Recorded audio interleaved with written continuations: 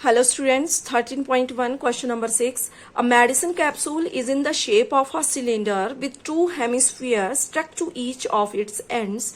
The length of the entire capsule is 14 mm and the diameter of the capsule is 5 mm. Find its surface area. Question में एक figure given है जो कि एक medicine capsule है। इस medicine capsule की लेंथ दी गई है 14 mm और इसका डायमीटर दिया गया है 5 mm। Surface area of this entire capsule हमें फाइंड करना है। ठीक है, तो ये कैप्सूल अकॉर्डिंग टू क्वेश्चन जैसे हमें बताया गया है कि दो हेमिस्फीयर को अटैच करके बना है। ठीक है, और इस हेमिस्फीयर का डायमीटर गिवन है 5 मीटर। ठीक है, दो हेमिस्फीयर हैं तो 5 मीटर ही इसका है और 5 मीटर ही दूसरे हेमिस्फीयर का डायमीटर है। ठीक है, और साथ में है सिलेंडर। ठीक है, कैप्सूल जो फॉर्म हो रहा है वो दो हेमिस्फीयर और एक सिलेंडर को मिला के बन रहा है। ठीक है, तो जितना डायमीटर इस हेमिस्फीयर का है, इन दोनों हेमिस्फीयर का, उतना ही डायमीटर जो है इस सिलेंड्रिकल पार्ट का होगा, दैट इज 5 मीटर। हेमिस्फीयर का भी डायमीटर 5 मीटर, दो हेमिस्फीयर हैं। ठीक है, और एक है सिलेंडर जो उसका भी डायमीटर कितना होगा 5 मीटर। और टोटल इसकी लेंथ दी गई है कैप्सूल की, या हम हाइट भी बोल सकते हैं, 14 मीटर मिलीमीटर। तो हमें surface area of this capsule find करना है। तो यहां फिगर से हमें पता चल रहा है कि जो डायमीटर ऑफ कैप्सूल है, diameter of capsule is equal to diameter of hemisphere, और डायमीटर हेमिस्फीयर किसके इक्वल है? Diameter of cylinder, that is 5 mm। तो डायमीटर हमें गिवन है, रेडियस हम फाइंड कर लेंगे। Radius of capsule is equal to diameter को डिवाइड करेंगे 2 के साथ, क्योंकि रेडियस डायमीटर का हाफ होता है। तो diameter that is 5/2 mm। Length दी गई है, length of capsule is equal to 14 mm। तो इस एंटायर कैप्सूल की लेंथ हमारे पास 14 mm है, तो हाइट कितनी होगी इस सिलेंड्रिकल पार्ट की? हेमिस्फीयर को छोड़कर दो हेमिस्फीयर यहां पर बन रहे हैं। ठीक है, इन दो हेमिस्फीयर को छोड़ के ये जो बीच वाला पार्ट है सिलेंड्रिकल पार्ट, तो इसकी लेंथ कितनी हो जाएगी, या फिर हम इसको हाइट बोलेंगे। तो इसकी हाइट हमने फाइंड करनी है, height of cylindrical part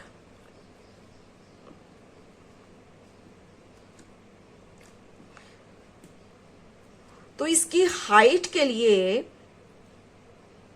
height या फिर लेंथ हम यहां बोल सकते हैं सिलिंड्रिकल पार्ट के लिए। तो देखो यहां रेडियस, दो हेमिस्फीयर हैं तो रेडियस भी दो हुए, 5/2 और 5/2। ठीक है, इतना पार्ट जो है वो चला गया रेडियस में। देखो ये वाला पार्ट जो हुआ ये हो गया यहां पर रेडियस, जो कि हमने फाइंड किया 5/2। तो ये दोनों जो रेडियस हैं इनको हमने माइनस कर देना है टोटल लेंथ ऑफ कैप्सूल में से। ठीक है, या फिर टोटल हमें कितना माइनस करना है? दो हेमिस्फीयर हैं तो दो रेडियस है, 5/2 प्लस 5/2। ये हो गया 10/2, 2 1 जा 2 5 जा 5 mm हमें माइनस कर देना है टोटल लेंथ ऑफ कैप्सूल में से, दैट इज 14, उसमें से माइनस कर देना है हमने 5, तो ये हो जाएगा 9 mm। जो इसका सिलेंड्रिकल पार्ट है, इतना पार्ट जो है इसकी हाइट हो जाएगी या फिर लेंथ हम बोल सकते हैं 9 mm। इसमें से हमने 2 हेमिस्फीयर थे तो हमने 2 रेडियस को माइनस कर दिया, 2 रेडियस मिला के कितने हो गए 5/2 प्लस 5/2 10/2 हुआ, कट किया 5 mm बचा। तो हमने 14 जो टोटल लेंथ थी कैप्सूल में की उसमें से माइनस कर दिया हमने 5 को, ठीक है, जो कि रेडियस ऑफ हेमिस्फीयर था। तो यहां आ गया 9 mm। अब हमें फाइंड करना है सरफेस एरिया ऑफ कैप्सूल। तो उसके लिए देखो 2 हेमिस्फीयर और एक सिलेंडर को मिला के बन रहा है ये कैप्सूल। तो यहां सरफेस एरिया ऑफ सिलेंडर,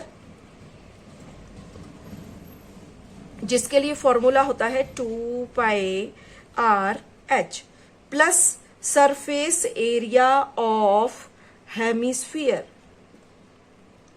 लेकिन यहां पर हेमिस्फीयर 2 हैं तो 2 into surface area of hemisphere यहां पर हो जाएगा। तो प्लस किया 2 इंटू सरफेस एरिया और हेमिस्फीयर के लिए फॉर्मूला होता है 2πr², ठीक है। तो अब यहां अगर हम देखें तो 2πr और यहां पर भी है 2πr, तो ये आ गया यहां कॉमन, ठीक है। और इसके साथ साथ अब यहां जो बच गया, जो कॉमन नहीं था, तो इसमें बच गया हाइट प्लस 2 भी यहां पे कॉमन आ गया है, तो एक 2 इसमें बच गया, 2π और r कॉमन आ गए थे तो यहां एक r बचा हुआ है, तो 2 इंटू r, ठीक है। क्या किया हमने, देखो 2πr 2πr², यानी कि 2πr दोनों में कॉमन है, लिख लिया।